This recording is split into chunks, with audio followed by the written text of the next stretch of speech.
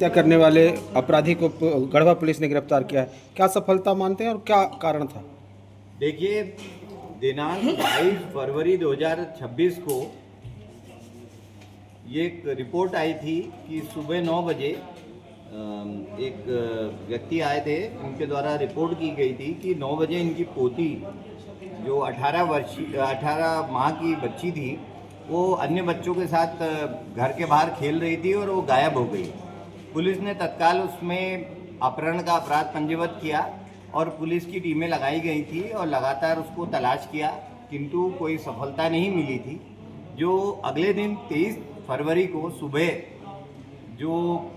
घर के पास ही है, गेहूं का खेत है, वहाँ फसल में उस बच्ची का शव बरामद हुआ था। तत्काल पुलिस द्वारा विधिवत कार्रवाई करते हुए पैनल से पीएम कराया गया था और पीएम की फोटोग्राफी वीडियोग्राफी कराई गई थी और इसके बाद जो शव है परिजनों को सुपुर्द कर दिया गया था, जो उनके द्वारा उसको गाड़ दिया गया था। और इसके बाद परिजनों द्वारा एक आवेदन दिया था कि वो जो पीएम की कार्रवाई है, डॉक्टरी कार्रवाई है, उससे संतुष्ट नहीं है और प्रकरण की पूरी परिस्थिति को दृष्टिगत रखते हुए उनके जो निवेदन था उसको एसडीएम महोदय द्वारा अनुमति मिलने पर शव को पुनः एक्सह्यूम करके निकाल के फॉरेंसिक विभाग रीवा जो मेडिकल कॉलेज वहाँ भेजा गया था। वहाँ से डॉक्टर साहब द्वारा उसका पुनः पीएम किया गया और प्रकरण का जो पीएम की वीडियोग्राफी, फोटोग्राफी इत्यादि का अवलोकन किया गया और उनके द्वारा जो रिपोर्ट दी गई है उसमें जो बच्ची है उसका मुंह गला दबाने से और जो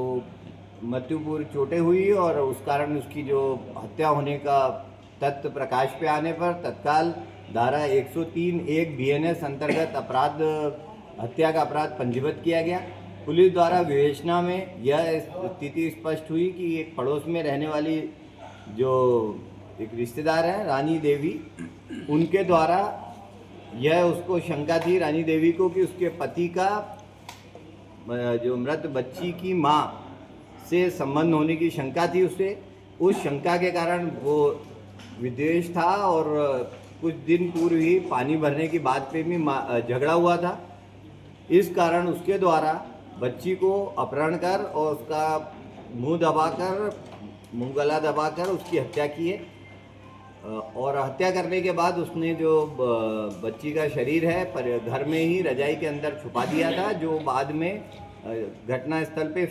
शरीर फेंका था। पूछताछ में रानी देवी द्वारा घटना कबूल की गई है और समस्त परिस्थिति के आधार पे साक्ष्य आधार पे उसको विधिवत गिरफ्तार करके माननीय न्यायालय प्रस्तुत किया गया है, जो जुडिशियल रिमांड पे है। प्रकरण में लगातार विवेचना की जा रही है।